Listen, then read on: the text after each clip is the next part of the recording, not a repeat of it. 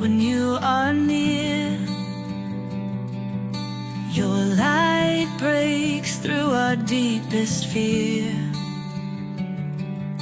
You make the broken heart rejoice. In you we find our voice. We lift you high above the skies. With every breath our praises rise. Your love, it never fades away. We worship you both night and day.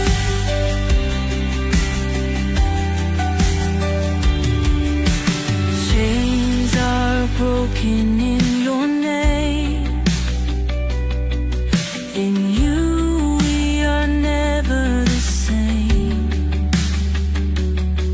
Your power flows like mighty streams, fulfilling all our dreams. We lift you high above the skies. With every breath our praises rise. Your love, it never fades away.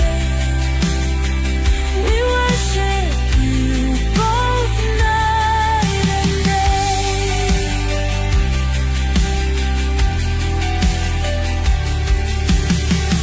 Your name is power, life, and peace. By your word our fears release. You are the hope that fills our soul. In you we find our goal. We lift you high above the skies. With every breath our praises rise. Your love, it never fades away. We worship you both night and day.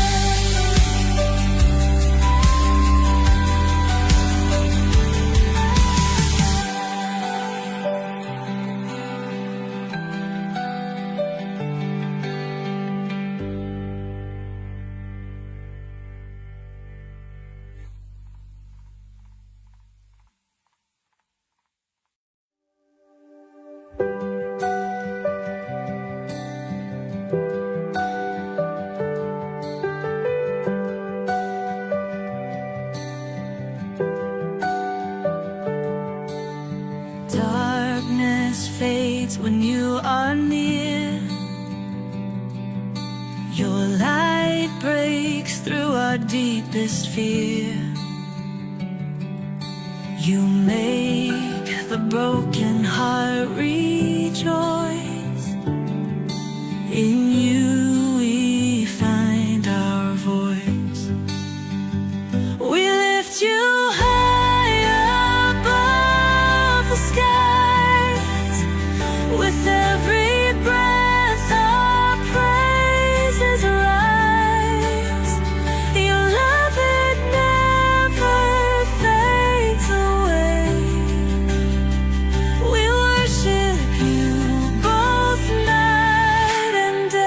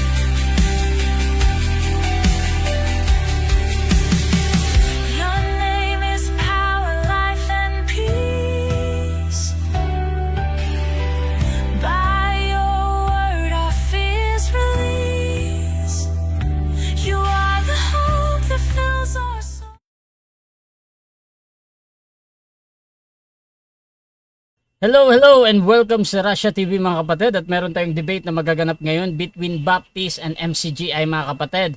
Ang topic na pag-uusapan ngayon ay patutunayan ng ating affirmative na yung tunay na ligtas ay osas ayon sa Biblia. So mamaya i-explain to ni Brother Jason. Affirmative si Brother Jason dito ng Baptist, negative naman si Brother Mario ng MCGI. At sa ating setup ng debate mga kapatid, meron tayong 10 minutes sa presentation, 7 minutes sa pagtatanong, 10 minutes sa rebuttal, 7 minutes sa second cross, at meron tayong 5 minute na final conclusion. Mauuna si negative, mahuhuli si affirmative. Sa ating rules mga kapatid, rule number 1, yung ating 20 seconds na pagsagot sa lahat ng tanong. Rule number 2, yung ating close-ended question, dapat sumagot muna ng categorical pag meron tanong na tama or mali. So pili mo na bago tayo magpaliwanag. Rule number 3, yung 10 seconds explanation rule natin. Kung hindi nyo masagot na ang tanong ng direkta or hindi kayo makapili mga kapatid, pwede kayo gumamit ng 10 seconds. Rule number 4, kung ano yung tanong, yun ang sasagutin. Rule number 5, limit sa first stand. Sa first stand, doon lang kayo dapat magtanong sa inilatag ng katunggali. At during rebuttal, doon pwede na kayo magtanong ng kahit na ano. Rule number 6, dalawang warning galing sa akin ay may disiplina yan, so minus 1 minute sa time niya. Rule number 7, isang objection lang at isang clarification every question at no objection during final conclusion. Rule number 8, pinagbabawal ang panlalait physical, kasama dun yung mga pagmumura na alam natin. Rule number 9, no challenge question, yung mga tanong na kung mabasa ko or paano kung mabasa ko, hindi ko papahintulutang may tanong yan. Rule number 11, 7 minutes disconnection time limit. Rule number 12, bilang moderator may kapangyarihan akong magtakda ng bagong rules na hindi nakasaad dito kung ito lang naman ay kinakailangan. Rule number 13, bilang tagapamagitan ako'y nagsisibing tagapangasiwa lamang ng debate na ito at hindi ako responsible sa anumang pananaw, paniniwala o pahayag ng ating mga debater. Ang inyong mga sagot at opinion mga kapatid ay pananagutan ng mismong nagsasalita. Hindi rin ako mananagot sa anumang hindi pagkakunawaan, pagkasira ng relasyon o iba pang epekto dulot ng debate na ito. So by the way mga kapatid, ako nga pala si Rasha Vista. Ako po ay isang Catholic, one of the member ng Templar of Truth, at ako po yung tatayong moderator, streamer, timer sa debate na ito. So sumasang-ayon ba ang ating affirmative sa lahat ng nabanggit? O bro, okay. Sang-ayon po, bro Rasa. At ang ating negative, sang-ayon din. Ayan. So mga kapatid, bago natin simulan ang ating debate, syempre gusto ko muna kayong magpakilala sa ating audience at konting preview sa inyong patutunayan ngayon at paano ba nabuo ang topic na ito. Unahin natin ang ating afirmatibo. Pakilala ka kapatid. Magandang gabi po sa atin lahat, kay Bro Russia at saka sa aking katunggaling si Bro Mario. Actually bro, baka kasi mapagkamalan, mali kasi ang introduction mo sa kinaanibang ko. Hindi pa ako Baptist, baka mamaya pagbabatuhin ako ng mga Baptist. Isa pa akong Christian. Naunawa ko lang itong aral ng usas, nito lang mga huling araw. Ito lang. Okay. Inamong ko ito kasi si Bro Mario, kasi nang mapanood ko yung yung debate nila ni Bro Villanueva, na sabi ni Bro Mario na ligtas daw si Judas, doon hindi ako talaga sang-ayon doon, kaya inamong ko siya ng ganun. Actually Christian po ako, kasi ang Christian naman, kapag sumusunod ka sa Panginoong Jesucristo, ang tawag sa iyo ay Kristiyano. Iyon ay nasa Biblia sa Gawa 11:26. Tinawag ang unang mga tagasunod na Kristiyano sa Antioquia. Pag sinabing Kristiyano, hindi naman ibig sabihin na kailangan anib ka sa MCGI, anib ka sa sikta ng INC, ng iba't ibang sikta, hindi ganun. Ang puno ko ay si Kristo at tinuturuan tayo ng banal na Espiritu Santo. Iyan po bro. Okay, so clarification mga kapatid, hindi po Baptist ang ating affirmative, kundi Christian mga kapatid ang kanyang pakilala. So that is Brother Jason ng Christian mga kapatid. At ako naman tayo sa ating negative, pakilala ka kapatid. Okay, magandang gabi sa inyo mga kapatid, mga kababayan. Binabati ko po kayo ng magandang gabi. Yung sinabi niya nga pala patungkol kay Judas, na sinabi kong ligtas, maaaring di niya naunawaan yun siguro, yung buong video. Sabi ko, si Judas, pinili yun ligtas, pero nawala ang kaligtasan. Yan ang totoo. Ligtas yun, pero nawala kaligtasan. Kasama kasi sa pinili yun sa mga apostol nawala ang kaligtasan niya. Nagsisi kasi yun, tapos nagpakamatay. Yan. Kaya sa pagpapakamatay, pagkitilyan ng buhay, mawawala talaga kaligtasan mo pag patay yan Kaya nga hindi ako naniniwala sa osas. Okay, salamat po sa mga makakapanood ng video na ito. Okay, Brother Mario mga kapatid ng MCGI. At simulan na natin ang ating debate at bibigyan ko ng 10 minutes sa unang pagpapahayag ang ating affirmative sa kanyang patutunayan na ang tunay na ligtas ay osas ayon sa Biblia. Brother Jason ng Christian, your time start now, bro. Po, magandang gabi po sa ating lahat. Unang-una, gusto ko pa rin i-correct kanina lang na hindi pala ligtas, sabi niya tunay na ligtas. Kasi nang tanongin siya ni Brad Villano, iba na, tunay ba na ligtas si Judas? Tunay daw na ligtas. Pero ganun pa man, pag sinabing tunay na ligtas, tunay ka talaga. Ibig sabihin, makakapagtamo ka ng lubos na kaligtasan. Ito po, yung usapin namin dito, yung topic namin ay tunay na ligtas.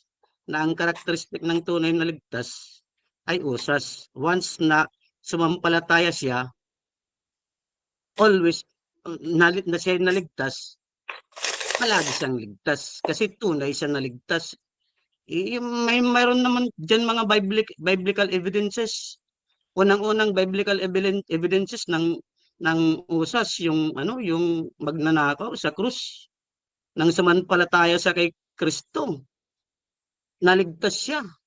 Hindi na nawala ang kanyang kaligtasan. Pinangakuan siya ng Panginoon. Bakit hindi na nawala ang kanyang kaligtasan?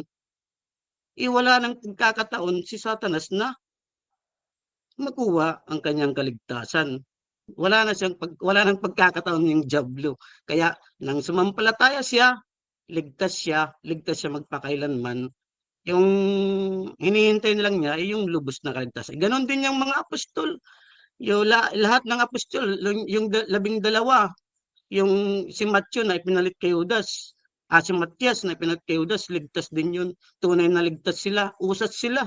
Mula nang sumampalataya sila, tuloy-tuloy yan. Walang nag-urong sulong dyan hanggang sa kanilang kamatayan. Nang namatay sila sa pananampalataya kay Kristo. Yun. Yung hinihintay na nila is ang lubos na kaligtasan. Maliban kay Judas. Si Judas kasi hindi siya tunay na ligtas. Sa mga tala sa Biblia, sa mga Kristiyano, yung pagkakalam ko, meron pa si Ananias at saka si Sapphira. Hindi yun mga tunay na ligtas. Bakit? Kasi binitawan nila ang kanilang pananampalataya. Kasi ang aral kasi ng kaligtasan, unang-una, ito ganito. Sa Efeso,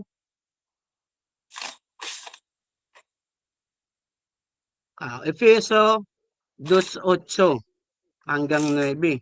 Sapagkat sa biyaya kayo'y nangaligtas sa pamamagitan ng pananampalataya. At ito'y hindi sa inyong sarili, ito'y kaloob ng Diyos. Hindi sa pamamagitan ng mga gawa upang ang sino man ay huwag magmapuri. Ganito din sa kay Tito. Na dahil sa mga gawa ng katwiran, dito muna.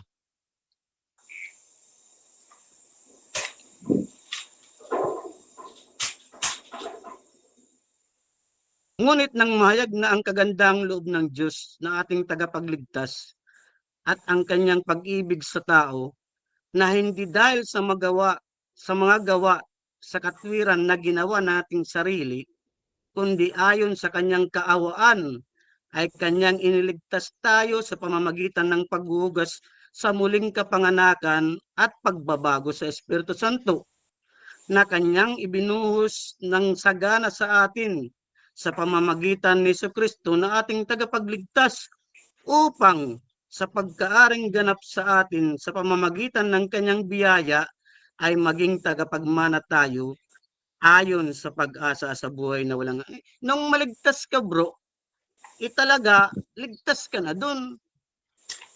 Ligtas ka na dun. Hindi na yan maagaw sa iyo ng diablo. Hindi na yan maagaw sa iyo ng diablo.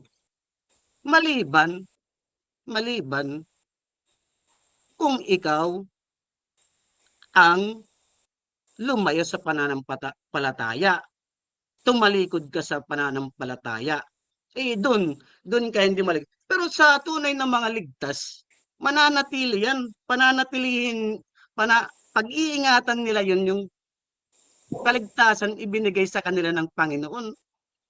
Pag-iingatan nila yun.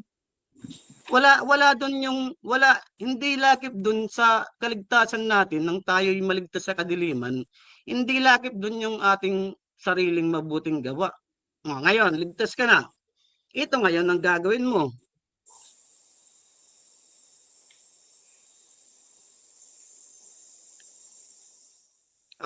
Sa Efeso 2:10, sapagkat sa pamamagitan ng sapagkat tayo'y kanyang gawa na nilalang kay Kristo Jesus para sa mabubuting gawa na mga inhanda ng Diyos ng una upang siyang nating lakaran. Yan.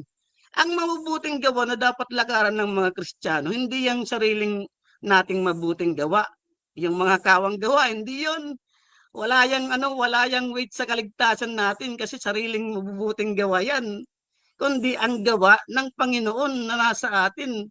Kasi tayo ay magkakaroon ng pagbabagong kaisipan, pagbabagong mga ugali.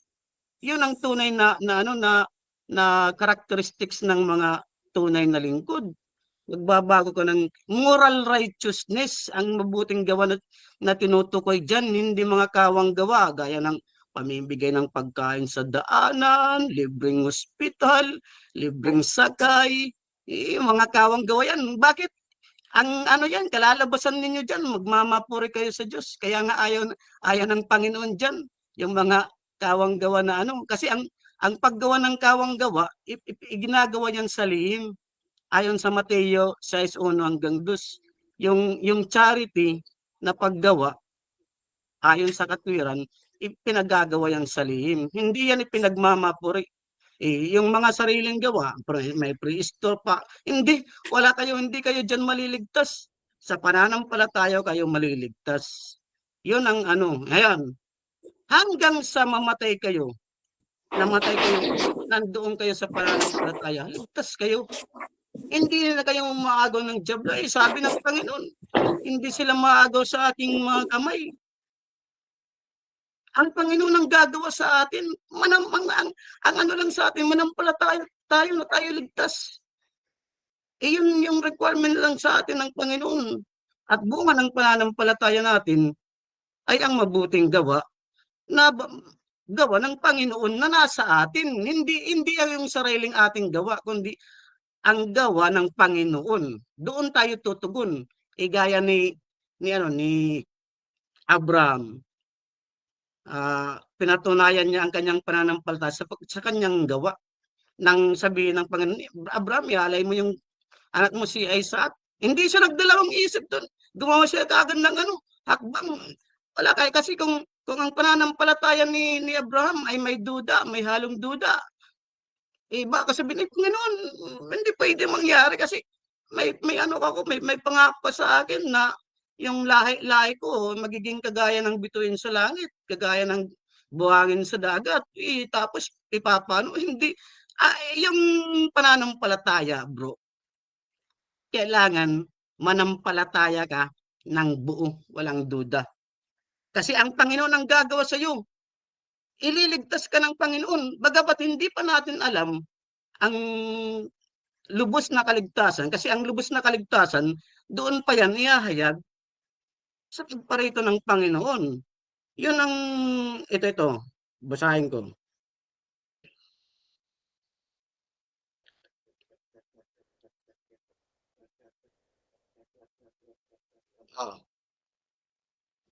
Nasa kapangyarihan ng Diyos ay iningatan sa pamamagitan ng pananampalataya sa ikaliligtas na nahanda upang ihag sa huling panahon. Ito nga yung redemption natin. Kaya kapag tayo nasa ligtas na tayo, wag nating wag tayong magduda sa kaligtasan ibinigay ng Panginoon. Dapat positive tayo na tayo ligtas palagi magpakailanman. Ligtas tayo. Kasi sa awa at tulong ng Panginoon, dahil sa pananampalataya mo na walang duda, tutulungan ka ng Panginoon upang makamit mo ang lubos na kaligtasan na ihahayag sa huling panahon. O, ito po. Kapag ang pananampalataya naman ay may duda, ganito.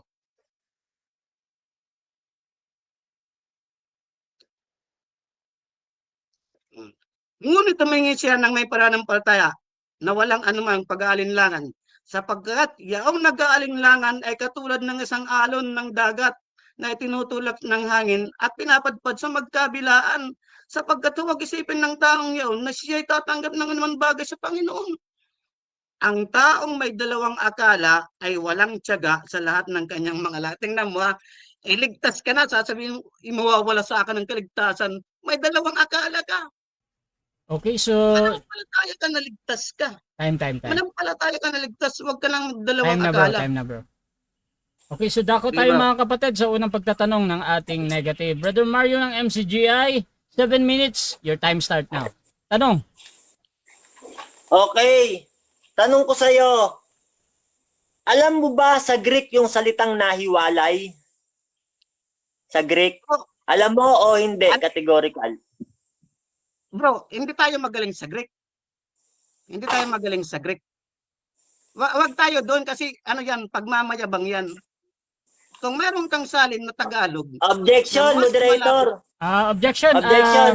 Bro, Huwag siyang Mario. magsalita ng pagyayabang yan kasi unang-una, ang original na salin ng Biblia ay nakasulat sa Greek. Okay, Kaya okay. tinatanong ko siya kung alam niya ba yung salitang nahiwalay. Sabihin Okay. niya lang kung hindi niya alam, next question ako. Okay. Alam niya ba ito o hindi? Categorical. Okay, nakuha ko na. Counter objection dito, bro Jason, meron ba? Bro, kasi wala naman dyan na yung Greek na yan. Alam natin, hindi tayo marunong sa Greek. Okay. Wala tayo doon. Hindi So, tayo, ganito, tayo, bro. Kasi hindi tayo Grego. Ikaw, kung lahat ba ng Greek, alam mo? Okay, Lahat ba okay. ng salita sa Greek, alam mo? So ganito mga kapatid, judgment natin muna dito ha. So, sabi naman ni Brother Jason, hindi. Tinatanggap ko yun as a valid answer dito, Brother Mario. So, continue ka lang sa tanong mo, bro. Sid, bro. Okay.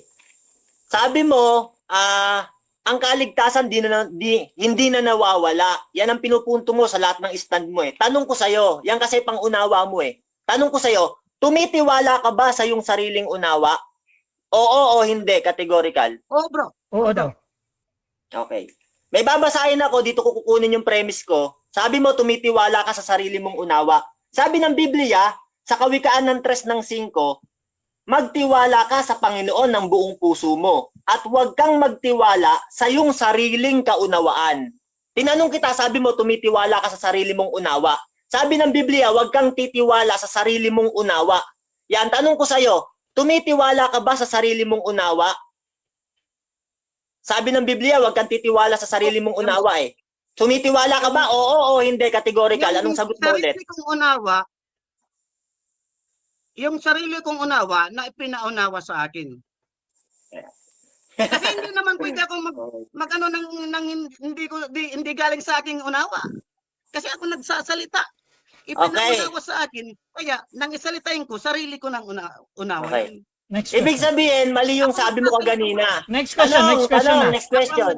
Tanong, ibig sabihin, nagkamali ka sa sinabi mo kanina na tumitiwala ka sa sarili mong unawa. Nag-oo ka eh. Ibig sabihin, mali yun. Tama ba ito o hindi? Categorical.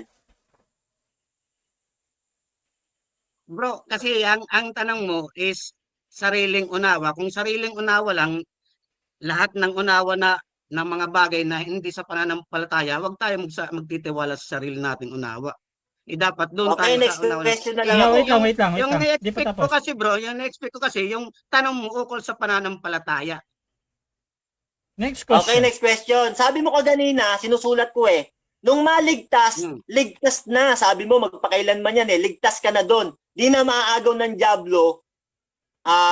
Hindi na maaagaw ng Diablo. Yan ang sabi mo eh. Ligtas na nung maligtas. Tanong ko sa'yo, halimbawa, ligtas ka na. Sabi mo, hindi na maaagaw ng Diablo. Eh kung hindi ka mananatili kay Kristo, ligtas ka pa rin ba? Oo o hindi na. Bro, O hindi? kung Categorical, oo o hindi. Ligtas pa rin ba? Oo o hindi. Ligtas pa din ba daw? kung Okay. Kung hindi, Ibig sabihin, sagot paulit mo, ng tanong, sige. ayan. Sabi mo, tanong ko sa'yo, sabi mo hindi na maaagaw. Tanong ko sa'yo, kung hindi ka ba mananatili kay Kristo, ligtas ka pa rin. Oo o hindi. Kung hindi mananatili. Ligtas pa din hindi, ba? pero Hindi. pwede magpaliwanag, bro. Proceed, Bro, bro. pwede magpaliwanag. Yes, bro. Objection, moderator. Bro, ganito, wait lang ha. So, ang sagot dito ni Brother Jason ay hindi, tama? Hindi, una oo eh, tas ngayon hindi. Ano po ba talaga? Hindi po, bro. Hindi. Kasi yung Proceed sa paliwanag. Wala kanina sinabing oo. Ang tanong mo kasi na sinabi ko naligtas na forever. Pero kung yung sinusubaybayan ng bukong salaysay hanggang sa katapusan, sabi ko, pag tumalikod sa pananampalataya, hindi ka Hindi talaga na. maliligtas kasi tumalikod. Oh, hanggang ibig sa- sabihin- Wait lang, bro. Sige, tuloy pa. So, Jason. Oh, pag tumalikod tayo sa pananampalataya, wala na tayo. Pero yung tunay na lingkod, hindi yan Next tatalikod question. sa pananampalataya. Okay. Kasi yung tunay na. Tanong. Ibig sabihin, sabi mo, pag tumalikod sa pananampalataya, hindi na maliligtas. Sabi mo yan eh, narinig ka ng maraming tao. Ibig sabihin pala, Opo. hindi pala talaga totoo ang one save, always save. Kasi ikaw mismo may sabi, pag tumalikod, hindi na maliligtas eh. Sabi mo eh. Naka-record Opo, bro. to. Okay, Ako, sagot. bro, totoo ang one save, always save sa mga tunay na ligtas. Pero hindi totoo doon sa mga hindi tunay na ligtas. Next question. Ibig sabihin, ibig sabihin, pag tumalikod pala, hindi na maliligtas yung isang tunay na ligtas. Tama ba ito o mali? Tama o Pag mali? hindi maligtas, mali. Kasi Mali. pag hindi maligtas, hindi yan tunay na ligtas. Yung ligtas, tunay na ligtas. Hindi Eto, yan tatalikod wait lang. sa pananampalataya. Next question. Okay, ito sabi ni Pablo sa Hebreo 10:26 sabi ni Pablo. Si Pablo may sabi nito, sapagkat kung sinasadya natin ang ating pagkakasala, pagtapos na ating matanggap ang katotohanan, yan, si Pablo may sabi niyan eh. Objection mo na. Bro, Bro wala akong Jason? binanggit na ganyan. Wala akong binanggit na ganyan. Wala pa tong nilatag na ganyan, Bro Mario. Automatic next question Next yan. question. Proceed. Sabi mo yung magnanakaw, pinangakuan. Sabi mo yan eh, pinangakuan yung magnanakaw eh.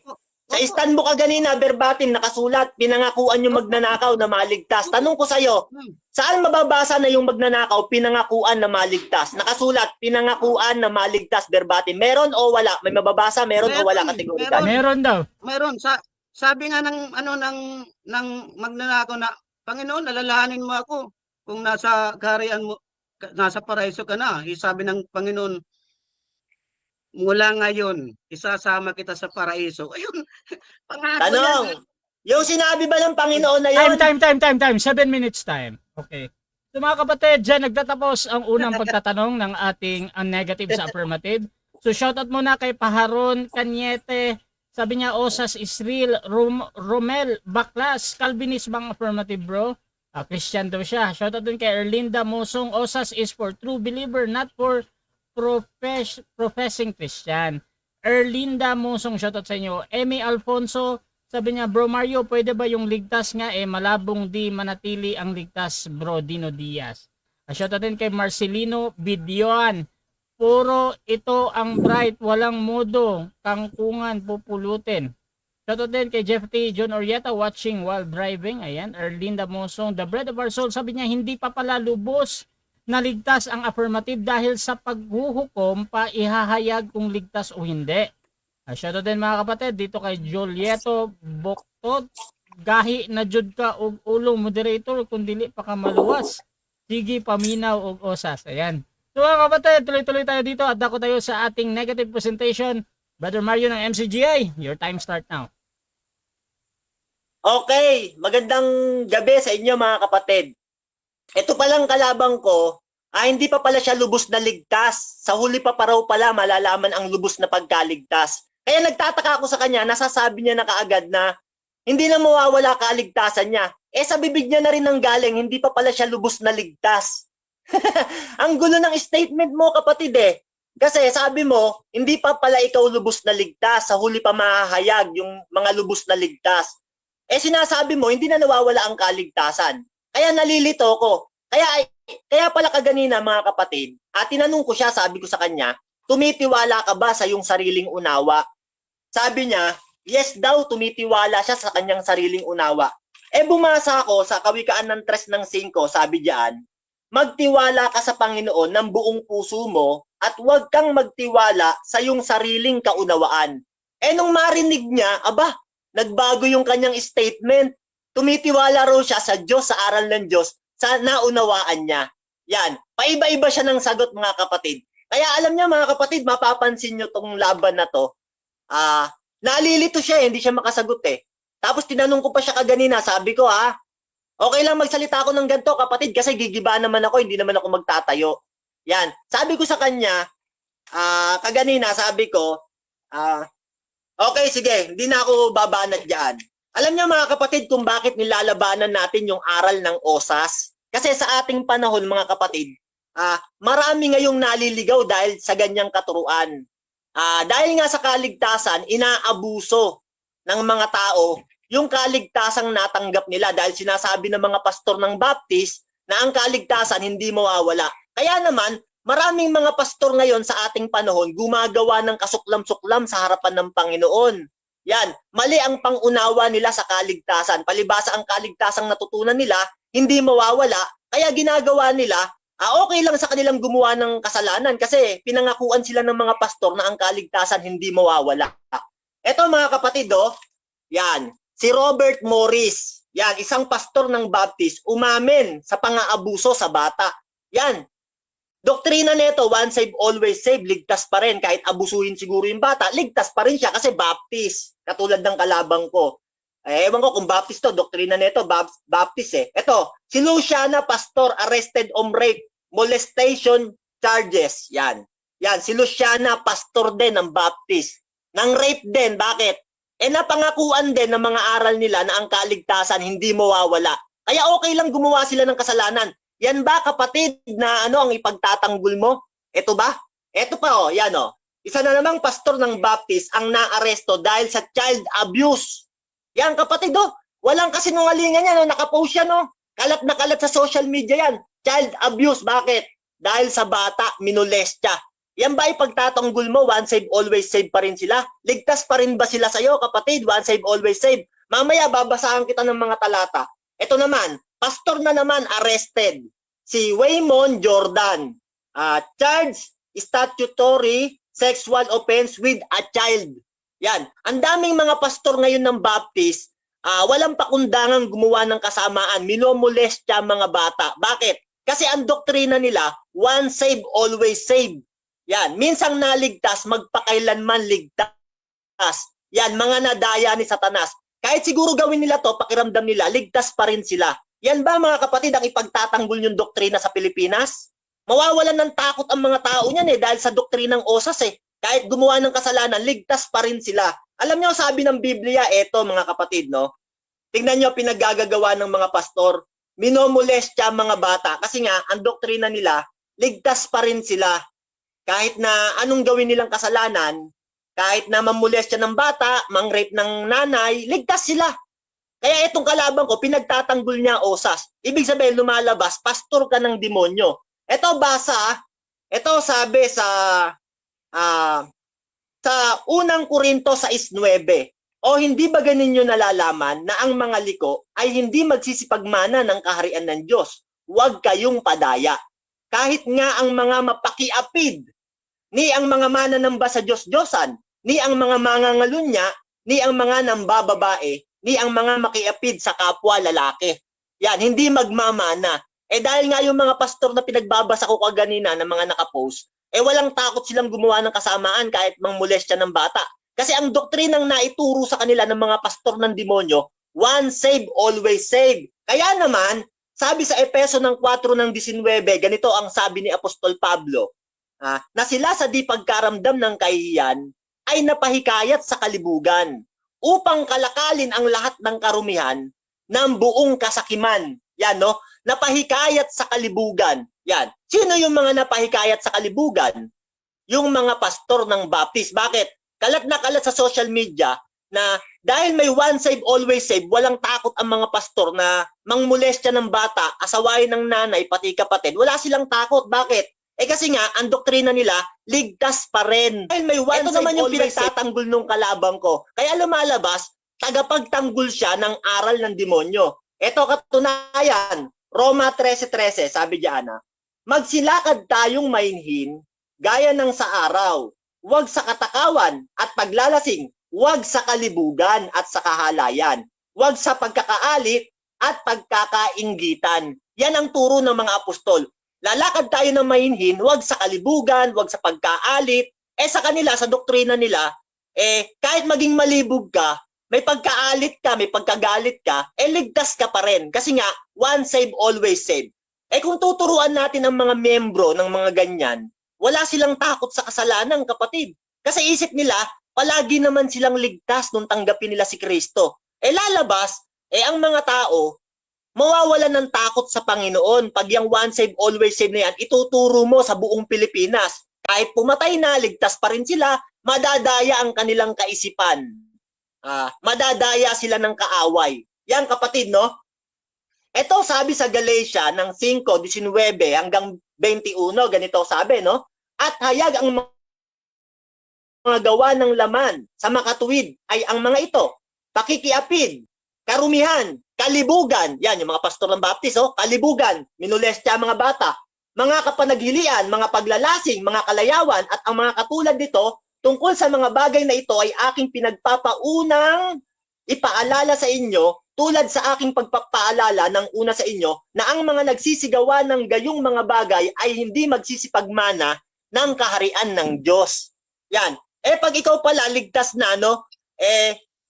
Pag gumagawa ka ng mga kahalayan, hindi ka magmamana, kapatid, ng kaharian ng Diyos, mga kalibugan. Ewan ko lang, yung mga pastor na pinagbababasa ko kaganina, sila Robert Morris, minolestya yung bata, sa kanila siguro ligtas pa rin. Kasi nga doktrina nila, once saved, always saved. Wala raw makakaagaw kay Kristo. Hindi niya pala alam, yung kasalanan, pwede tayong ihiwalay sa Panginoon, kapatid. Yan ang dapat mong malaman. Ang katunayan, Isaiah 59:2, basa.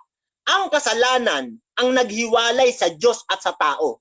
Kaya ikinubli ng Diyos ang kanyang mukha sa tao, anuman ang hilingin ng tao, hindi niya dinidinig. Bakit? Dahil sa kasalanan. Kasalanan ang naghihiwalay sa tao at sa Diyos. Huwag mo namang sabihin hindi nasa Diyos yun. Hindi mo naman pwedeng sabihin yung salitang nahiwalay kung wala siya sa Panginoon. Ibig sabihin, pag sinabing nahiwalay, nasa Panginoon yun. Alam nga naman sabihin mo, wala sa Panginoon yung taong yan, kaya nahiwalay. Kaya nga sabi, ang kasalanan ang naghiwalay. Ibig sabihin, nasa Diyos yan. Inihiwalay ng kasalanan. Anong katunayan pa? Efeso ng 4:18. Na sa kadiliman ng kanilang pag-iisip, sila'y nangahiwalay sa buhay ng Diyos dahil sa kahangalang nasa kanila, dahil sa pagmamatigas ng kanilang mga puso. Yan. Sabi ng Biblia, dahil sa kadiliman ng kanilang pag-iisip, nangahiwalay sa buhay ng Diyos. Wag mo namang sabihin hindi nasa Diyos yan. Bakit gagamitin yung salitang nangahiwalay kung hindi nakakabit sa Panginoon? Ayan, meron pang talata, ang Diyos pumuputol. Wag mo namang sabihin na yung mga pinuputol hindi nakakabit sa Diyos yan. Nasa Diyos yan, kapatid. Kaya nga pinuputol dahil nakakabit. Basa, Roma 11:22, sabi diyan, masdan mo nga ang kabutihan at ang kabagsikan ng Diyos. At ang kabagsikan ng Diyos ay sa nangahuhulog. Datapot ang kabutihan ng Diyos ay sa iyo kung mananatili ka sa kanyang kabutihan. Kung sa ibang paraan man, ikaw ay puputulin. Yan. Wag mo naman sabihin wala sa Panginoon yan, hindi ligtas yan. Kaya nga pinutol, nakakabit yan sa Diyos eh. Puputulin. Meron bang pinuputol nang wala sa Diyos? Yan kapatid, no? Kaya yung doktrina yung Baptist, yung OSAS, malabong-malabo yan, kademonyuhan yan. Kaya nga tignan mo yung mga pastor, no? Wala silang takot na molestyahin yung mga bata, asawain yung nanay. Okay mga kapatid, tuloy-tuloy tayo sa ating debate. Dako tayo sa unang pagtatanong ni Brother Jason kay Brother Mario. 7 minutes. Your time start now. Okay bro, magandang gabi bro. Sa Isaias bro, yung binanggit mo sa Isaias na ang kasalanan siyang makakapag-iwalay sa atin sa Panginoon. Lahat ba ng kasalanan doon? Oo o hindi? Yes, lahat ng kasalanang sinasadya. Yes. Sa Biblia kasi may dalawang kasalanan. Yung Nagpapaliwanag ako. Sa Biblia may dalawang kasalanan. Wait lang, Isang kasalanang sinasadya at isang kasalanang hindi sinasadya. Pag sinasadya mo kasalanan, ihiwalay ka talaga nun. At impyerno pupuntahan mo. Hebreo 10:26-27. Next Basahin question. mo, Yes daw mapapayakan bro. yun. Lahat daw. Yes. Sige. Kung lahat ng kasalanan, ano itong sinabi sa Juan? Andrea, tanong ko lang. Sige lang. Pero Sabi sa Juan na naka-on yung time. Objection, moderator. Objection, moderator. Wait lang. Objection. Wait lang. Objection, negative. Ano yan? Yung sagot ko, lahat ng kasalanang sinasadya sa mga ligtas na, yan ang sagot ko. Baka hindi niya naintindihan yung sagot ko kanina. Okay lang. Pinaklaro ko. Okay lang. Para question pa. Proceed lang bro Jason. Paano ba bro malalaman mo yung kasalanang sinasadya? Ayan. Kagaya ng may dumaan na isang babae, tapos aksidente mong nakita, tumaas ang palda niya, nakita mo yung kanyang lamang loob, tapos binalikan mo pa ng tingin, tinitigan mo pa, yung kasalanang sinasadya na yon. Pero yung aksidente mong nakita, Okay, tapos tumigil ka ng tingin, kasalanang hindi sinasadya yon. Okay bro, sige bro. Ibig sabihin, doon pa lang nagkasala ka na. Oo, hindi.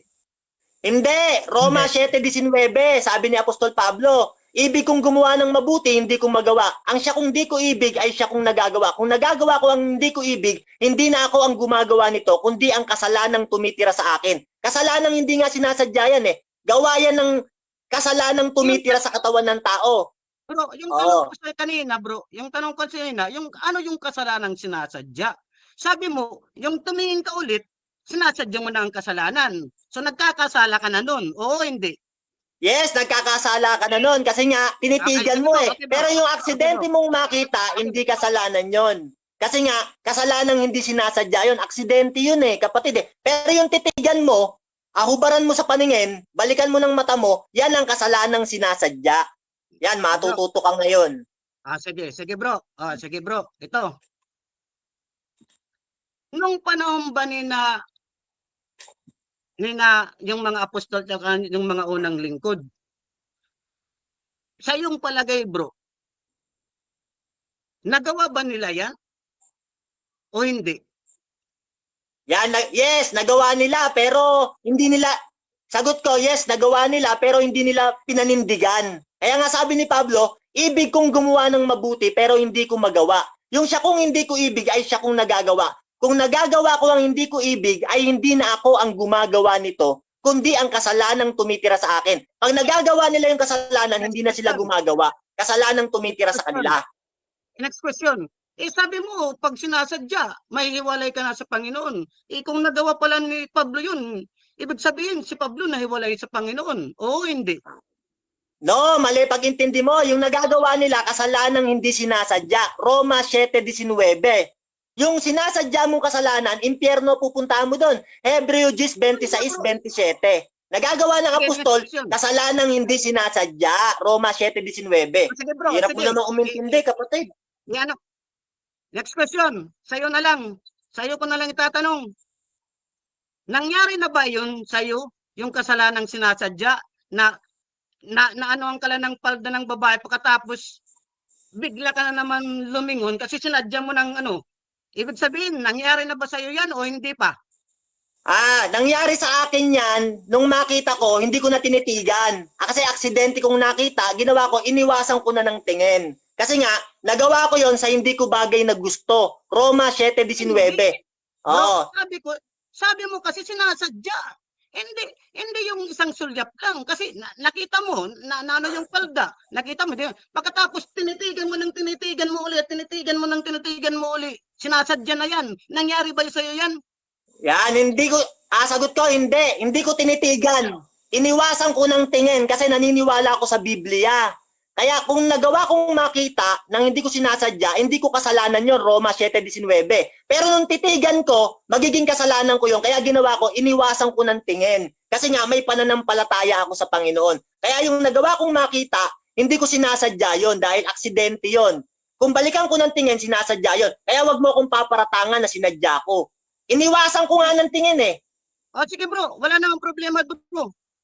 Nagtatapat ka ba ngayon sa harap ng Panginoon na hindi nangyari sa iyo yung pagsadya mo ng kasalanan? Nagtatapat ka ba o hindi? Yes, nagtatapat ako. Yes, nagtatapat ako. Iniwasan ko talaga. May pananampalataya ako eh. Kaya kung pinag-iisipan mo ako ng masama, Roma 2:1, paghatol yan, kasama ang gagawin mo sa utak mo. Hindi bro yan paghatol. Hindi bro yan. Okay, next question. Sabi mo, tagapagtanggol ako ng mga pastor ng demonyo. Saan ko ba yan binanggit nung unang presentation ko na ipinagtatanggol ko ang mga pastor ng demonyo? Okay, sasagot ako. Diyan sa paksa. Diyan sa paksa, pinapatunayan mo na ang tunay na ligtas ay hindi na mawawala ang kaligtasan. Kaya nga yung mga pastor ng Baptist ng rape na yon, sa paniniwala mo, ligtas pa rin. Kasi nga yan ang paksa eh. So, di ba? Patutunayan mo ang kaligtasan, di nawawala. Okay. Kaya kahit mang rape pumatay, ligtas pa rin sa paniniwala mo. Next question. Yung mga pastor na yan, na gumawa ng mga katarantaduan at nabulgar sa buong sanlibutan sa social media, hatulan mo ba sila na sila hindi naligtas o hindi? Sa akin, oo. Kasi sa mga nasa loob ng iglesia, tayo ang hahatol. Datapot sa mga nasa labas, unang Korinto 5:13, ang Diyos ang hahatol. Pwede tayong humatol sa mga loob ng iglesia. Nasa Biblia ang babasa ko. Next question. Next question. Yung mga pastor na yan, nasa loob ba ng Time na? Time na. 7 minutes time. Okay, so dyan nagtatapos mga kapatid ang first stage ng ating debate. At dako tayo sa ating rebuttal. Pero bago yan, shoutout muna kay Zed Watashi. Sabi niya, sako ang Baptist, sinako ng MCGI. Shoutout din kay Paharon Anahaw. Kung may duda kayo sa pangako ng Diyos, kayo lang ang naghawak sa inyong kaligtasan. Hindi si Kristo ang hawak ng kaligtasan ninyo kasi kayo naniniwala sa pangako ng Diyos. John 10:28-29, Ephesians 1:13. Sabi ni Art Rosin, sige daw bro, natuto na si Jason. Shoutout din kay Emil Alfonso, bakit ba madilim sa pwesto mo bro Mario? Hehehe. Shoutout din mga kapatid kay Roberto John Reyes, kasalanan yun kung matapos mong tingnan ay pinagnasahan mo. Pero kung nakita mo at wala ka namang pagnanasa o masamang hangad, hindi kasalanan yun. Shoutout din kay Jeff T. Orieta, sa tanungan talaga ang thrill. Shoutout din mga kapatid dito kay Lawrence Soria. Mga totoong baptist nga ba ang mga pastor na yon o paninira nyo lang? At siya mukhang addict naman yun. Parang hindi pastor. So mga kapatid, dako tayo kay Brother Jason ulit ng Christian. Proceed bro, 10 minutes. Okay bro. Natawa bro lang ako sa mga niya, sa presentation niya. Wala naman akong present na yung tunay na ligtas ay iyon yung mga gagawin nila. Yung tunay kasi na ligtas, magpapasakop yan sa Panginoon. Lalakad yan ng may katwiran. Kaya nga, ligtas nga sila. Pinangakuan sila ng Panginoon na kayo'y ligtas buhat ng kayo'y sumampalataya. Tinanakan kayo ng banal na Espiritu Santo. Paano mo masasabi na may walay pa sa iyo ang kaligtasan kung ikaw nananampalataya ka na ikaw ay tunay na ligtas? Panampalatayanan mo yan ng buo, walang duda. Kasi kapag ang pananampalataya ay may halong duda, may maling akala, mabibiktima ka. O tingnan mo si si Eva, kasi wala siyang pananampalataya sa Diyos. Nang sabihin ng Diablo na, totoo ba na ano ba yung bunga na makakain ninyo? Sabi ng ano, lahat ng punong kahoy pwede naming makain maliban lang dun sa nasa gitna. Huwag kaming kakain ni Puman dahil mamatay kami. Sabi ng Diablo, tunay na hindi kayo mamamatay. Tingnan mo, yung nagtatanim kasi ng negative na pananaw, yung Diablo. Siya yung tatanim ng negative na pananaw. Si Abraham, hindi siya nagtanim ng negative na pananaw kasi ang pananampalataya niya ay focus doon sa positive na pananampalataya niya. Nang sabihin ng Panginoon na gagawin kita, ang iyong lahi ay kagaya ng bituin sa langit at kagaya ng buhayin sa dagat, anampalataya siya. Pero kung tao lang yun na baka sabihin ni Abraham, magdalawang akala siya na, Panginoon, bakit ganun, hindi ganun. O, si Eva, pinapasok niya yung negatibong pananaw, kumain siya. Kaya, sabi nga ng pag humingi ka ng pananampalataya, humingi ka ng buo na pananampalataya, walang duda. Wag ako, ngayon ko lang to na ang pananampalataya ko, ako'y tunay na ligtas. Hindi na yan mawawala sa akin. Hindi na yan mawawala sa akin. Bakit? Kasi ang sabi ng Panginoon, sumampalataya kayo. Iyon yung ang pinakamahalagang pananampalataya. Ngayon, bakit hindi mawawala sa akin? Hindi ko pa naman alam kung anong kailan yung yung lubos na kaligtasan. Bakit hindi na mawala? Kasi ang pananampalataya ko walang duda. Tutulungan ako ng Panginoon. Ang Panginoon ang gagawa sa akin na hindi ako masilo ng Diablo. Hindi ako gumaya ng mga pastor na yan na nang re-rape ng bata. Kasi ang pananampalataya mo, ligtas ka, tunay kang ligtas. O tapos, haluan mo ng ibang akala, yung negative na akala, na paano kung mawala yung kaligtasan ko? Hindi na ako ligtas. Pag gano'n lang yung pananampalataya, ay lagot ka dyan. Kasi mangyayari yan na yung kaligtasan mo ay mahihiwalay sa'yo. Lagot ka.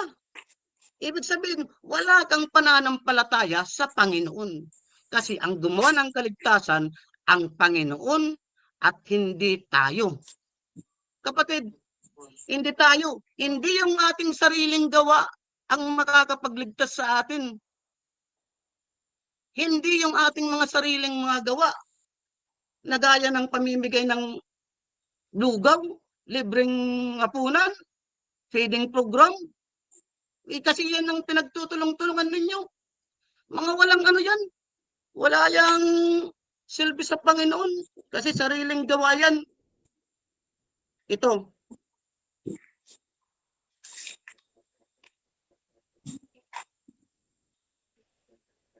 Sandali ha.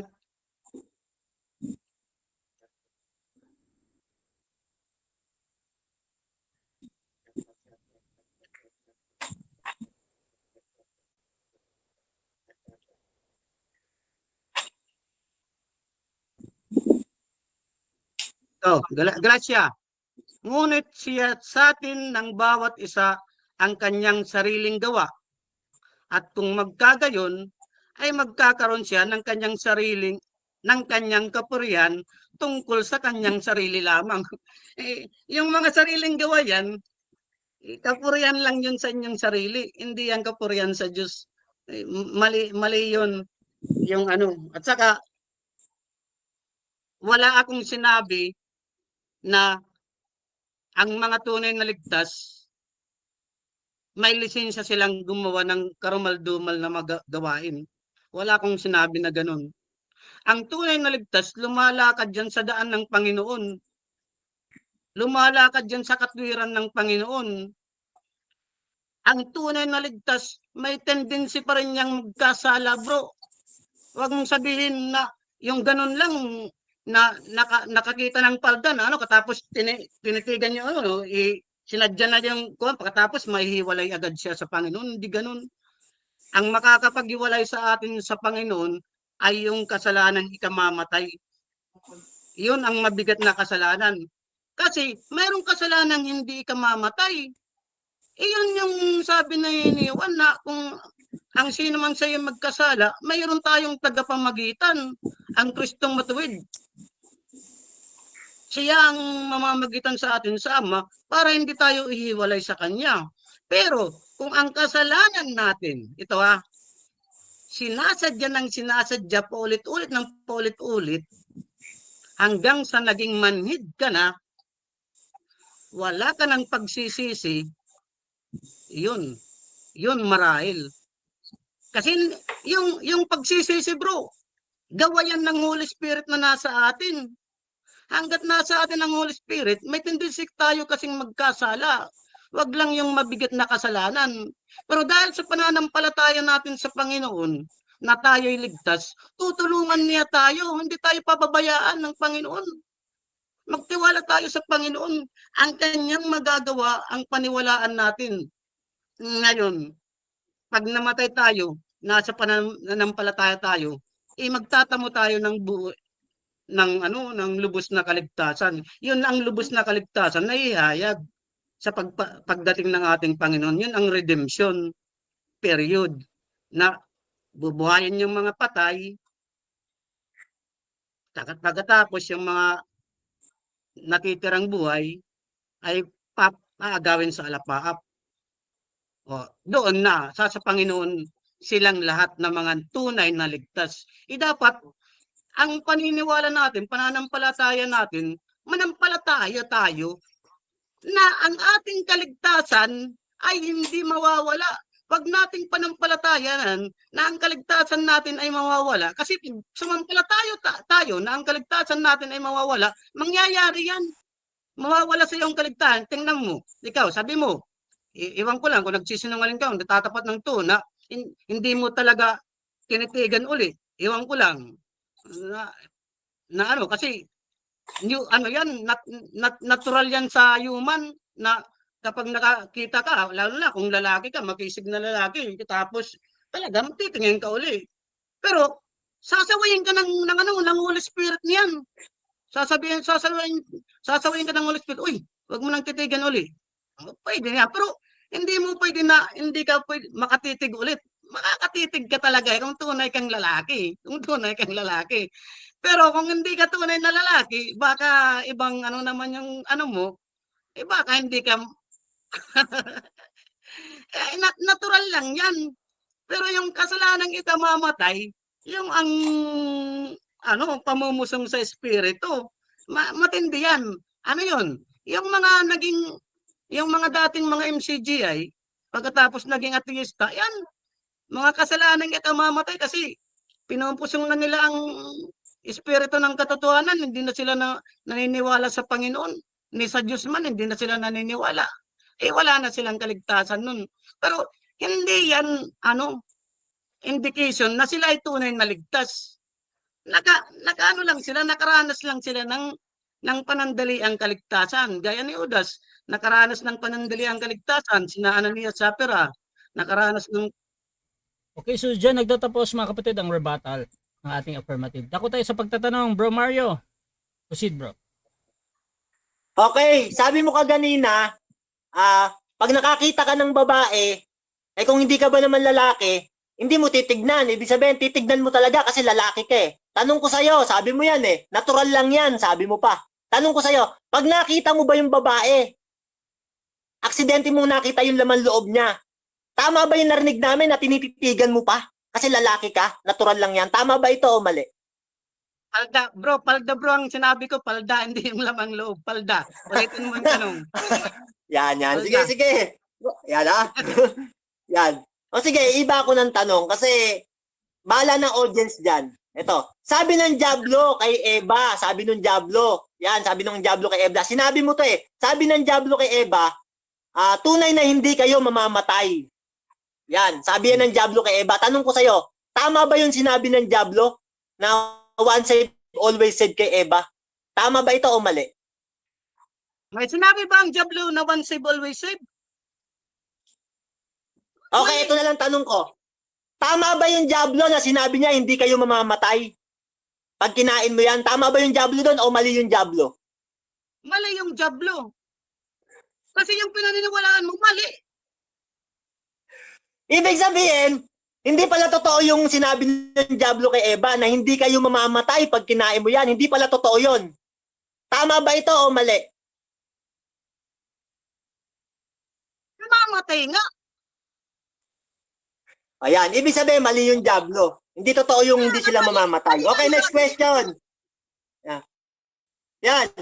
Ito, tanong ko sa'yo. Sabi mo kaganina, pag sinasadya na hanggang manhid na ka na, wala ka ng pagsisisi, hanggang manhid ka na, sinasadya mo na yung kasalanan, yun marahil. Sabi mong ganun eh. Ano yung marahil?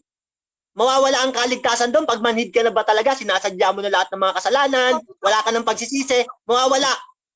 Mawawala. Yan, okay. Ibig sabihin, ginigiba mo natin big mo ngayon. Kasi once save, always save ka eh, patutunayan mo eh. Tapos sasabihin mo nawawala. Okay, paliwanag. Wait lang, bro. Mario. Paliwanag, bro Jason. Ibig ba daw sabihin, mawawala? Oh, mawawala doon sa hindi tunay na ligtas. Pero sa tunay na ligtas, hindi yan mangyayari yan kasi tutulungan sila ng Panginoon. Maano ka sa salaysay ko, bro? Maingat ka dapat sa salaysay ko. Huwag mong lito-lituin yung mga nakikinig. Alam na yung nakikinig dyan. Hindi ko na Okay, next question. Sige na, aalis na ako doon. Ay, kasi naguguluhan ka eh. Ito, tanong ko sa'yo. Pag sinabi bang nahiwalay sa buhay ng Diyos, ito bang tinutukoy dito, nasa Diyos ba to o hindi? Categorical sagot. Yung nahiwalay, nasa Diyos yan. Pero hindi yan tunay na ligtas. Ibig sabihin, merong mga taong nasa Diyos, pero hindi tunay na ligtas. Meron ka bang sitas na mababasa na meron taong nasa Diyos, pero hindi siya tunay na ligtas? Anong sitas? Bro, hindi ko yung mga anghel sa langit, bro, na sumama. Objection, moderator. Mga nasa Diyos yan. Objection ako. Objection, negative. Hanapin ko muna. Tapos si Judas. Si Judas nasa Diyos yan. Binigyan si Judas ng pagkakataon maligtas yan ng Panginoon. Okay, next question. Hanapin muna daw niya. Okay, sabi mo, si Judas, binigyan ng Diyos na maligtas. Sabi mo yan eh. O ibig sabihin, inaamin mo ngayon na si Judas ligtas, tas nawala kaligtasan niya. Kasi sabi mo kaganina, hindi ligtas si Judas eh. Inaamin mo na ngayon. Hindi tunay na ligtas si Judas. Sabi mo kaganina, binigyan si Judas ng kaligtasan. Sabi mo eh. Yung nga. Binigyan siya ng pagkakataon maligtas. Ibig sabihin, maligtas. Okay. Pero hindi siya na kapag tamo ng lubos na kaligtasan, kaya hindi siya naligtas. Bakit? Buhay pa siya, humiwalay siya sa pananampalataya.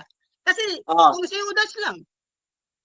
Ibig sabihin, pag ang tao humiwalay sa pananampalataya kahit na kay Kristo siya, mawawala ang kaligtasan niya. Tama ba ito o mali?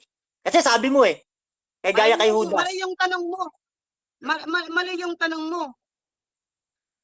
Objection, moderator. Objection ako, moderator. Objection. Proceed, objection. Unang-una, bro, wala kang karapatang sabihing mali ang mga tanong ko. Kasi lahat ng tanong ko, kinukuha ko sa mga sinasabi mo eh. Kaya nga nalilito-lito ka na eh. Okay, so ang objection dito, yung pagbanggit ni Bro Jason na mali. Bro Jason, meron kang counter objection doon or proceed na ako? Kasi bro, yung tanong niya, sabi niya, kapag nawalan pananampalataya, kahit na kay Kristo na, wala na ngang pananampalataya. Ibig sabihin, wala na yan kay Kristo. Ano ka ba? Okay. So ganito mga kapatid Ikaw nalilito sa tanong mo. Okay, ganito ha. So pag sinabi naman ni Jason kung anong sinabi niya, either mali or tama, tinatanggap pa din yan sa moderator. Kasi depende naman yan sa nakikinig kung talagang mali yung tanong ni Brother Mario. Pero Bro Mario, paulit ng tanong bro, tapos tingnan natin. Okay, next question na ako. Sabi sa James 5:20, ay alamin nito na ang sino mang taong nagpapabalik loob sa isang taong makasalanan mula sa kamalian ng lakad niya ay magliligtas ng kaluluwa sa kamatayan. Sabi ng James 5:20, kailangan pabalikin loob mo ang tao para maligtas mo kaluluwa niya sa kamatayan. Tama ba yung James 5:20 na kailangan pabaliking loob para maligtas ulit siya? Tama ba ito o mali? Tama ba daw? Tama yan. Tama yan. Tama yan. Ang unawa mo lang mali. Tama yan. Ang unawa mo ang mali. Okay. Next question. Next Last question. 40 minutes. Ito mga 40 kapatid, seconds. pakinggan nyo to sa mga nanonood Ang tanong ko sa kanya, tama ba yung James 5:20 na kailangan pabalikin loob siya para maligtas siya ulit? Yan ang sabi ko eh. Tama ba ito o mali? Sagot niya, tama. Ibig sabihin, nawawala talaga kaligtasan, inaamin mo talaga. Kasi sa tanong ko, sabi mo, tama eh. Hindi bro. Nagtama ka eh. Diyos, bro, hindi yan. Yung pagbabalik loob yan sa igaling yan sa kadiliman, ibabalik yan sa kaliwanagan. Ay. Hindi Ang tanong ko sa iyo ganito. Basahin mo yung James yan, bro. Wait lang, Ito, wait lang. sabi mo kasi tama eh. Okay, time na. 7 minutes time. Hanggang kasi talata yan. Time na. Tama yan. Okay, so dyan nagtatapos mga kapatid ang second cross ng ating negative. So dako tayo sa ating affirmative rebuttal, Brother Mario ng MCGI. Your time start now. Yan, nagulo-gulo na ako doon kasi nalito ako sa mga sagot niya. Oo siya, tapos hindi.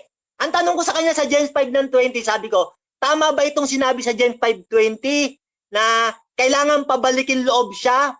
Kasi para yung kaligtasan niya, kasi nga nawawala ang kaligtasan, kailangan pabalikin loob siya ulit. Tama ba ito o mali? Yun ang tanong ko eh. Sabi niya, tama. Ibig sabihin, inaamin niya talaga na ang kaligtasan mawawala. Kagaya kaganina sa mga tanong ko, ang dami niyang inamin eh, na ang kaligtasan talaga nawawala eh. Yan mga kapatid, no? I-reverse niyo itong mga video na to nung tinatanong ko siya mga kapatid. Ang dami niyang inamin, mga kapatid. Eto kapatid, no?